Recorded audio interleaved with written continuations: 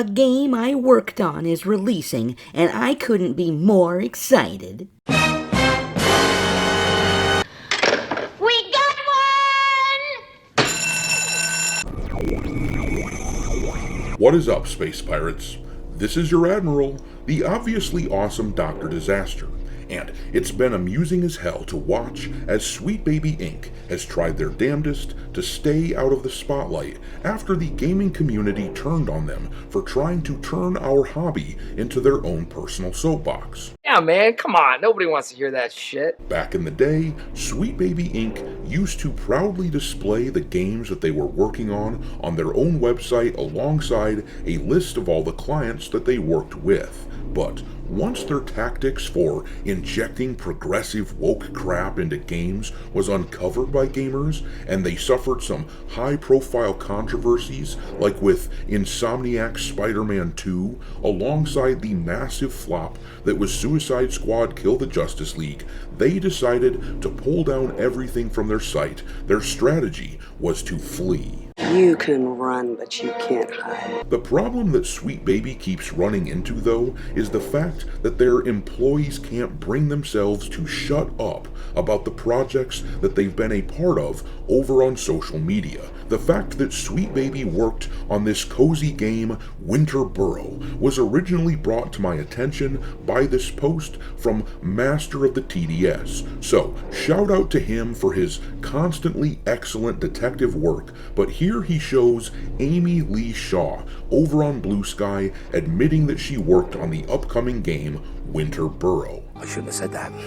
I should not have said that. This is the Blue Sky profile of Amy Lee Shaw. As you can see, she is a narrative designer at Sweet Baby Inc., and in this post here, highlighted by Master of the TDS, you can see that she's letting everyone know that she worked on Winter Burrow. It likely goes without saying, but I now recommend that you avoid this game completely, and of course, the reason that Sweet Baby wants to avoid detection is because of this right here. Sweet Baby Inc. Detected, the curated list of games started by Cabrutus Rambo last year, which highlights games worked on by Sweet Baby and others on Steam and recommends against buying them. Their membership is at damn near 500,000 players by now, and Sweet Baby simply cannot function when the eye of Sauron is upon them. You cannot hide. I see you.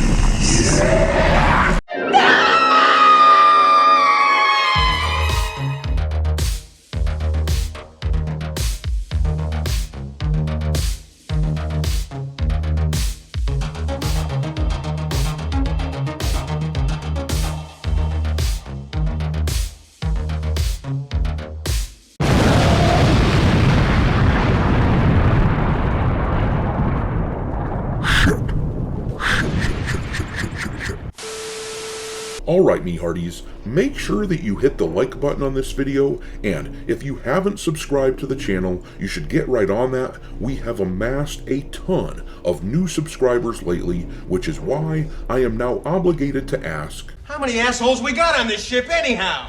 Yo! We now have 158,000 a-holes in this space pirate crew of ours, and as is the custom on this channel, with every 1,000 subscribers, I add a new ship to the fleet in order to house the newcomers. This time, one of you recommended the Prometheus from Stargate, which can be seen zooming around here. If any of you have suggestions for future ships to add to the fleet, drop them into the comment section and I will add them to my long list. Super chats go to the top of that list, and also, for your reference, I will be putting an alphabetical list of all the ships already in the fleet into the description of this video. Anyways, I really thank you for being here, me hearties. It really means a lot. I knew it, I'm surrounded by assholes. But let's talk about this Winter Burrow game that Sweet Baby worked on. It is releasing in November, and once again, here is the post from Amy Lee Shaw letting us know that she worked on this title. But that isn't the only confirmation that we have that this is a Sweet Baby Inc. game. Master of the TDS also uncovered this Sweet Baby employee who let us know that they worked on this game. Apparently, Cameron Wild, a non-binary writer and sensitivity editor for Sweet Baby Inc., apparently this weirdo gave a talk recently and let it slip in the About section of Cameron's profile attached to the speech that Winter Burrow was worked on by they, them. This here is that About section. It says here, Cameron Wild is a writer whose journey through storytelling has taken them from documentary film to games and beyond, with contributions to titles like Usual June, God of War Ragnarok, South of Midnight, and Winter Burrow. They hope to help resonant stories find their place in the world. Their favorite things include all black clothing, crafting, and their she-poo with the soul of a human man. And I've gotta say, as someone who actually respects proper writing, as opposed to posers like this, it is positively grating to hear this sort of language from grown-ass people trying to pretend as if this is a serious write-up. Singular people, singular individuals are not they. That sounds like shit. It sounds as though you don't know what you're talking about, which, now that I think about it, surprise, surprise, they don't. But there has been a lot of talk from these idiots lately whining again about gamers voicing their disgust at all of the woke shit in video games from the past few years. Here is Anna Valens, the game journalist from the they-them crowd, lamenting that the employee of Sucker Punch who was fired for mocking Charlie Kirk was in fact fired. Anna wrote, "I don't think this would have happened if the larger games media world shuts down that anti-Sweet Baby shit on day one." And let me interject here real quick and make a couple of points. First of all, this is Anna admitting that our voices matter. Every time you think that we can't possibly make any headway in the cultural battle to rescue the gaming industry from these activists, remember that this person here realizes that all of this backlash, like what we saw with Sucker Punch and Ghost of Yotei, it stems from last year's Gamergate 2.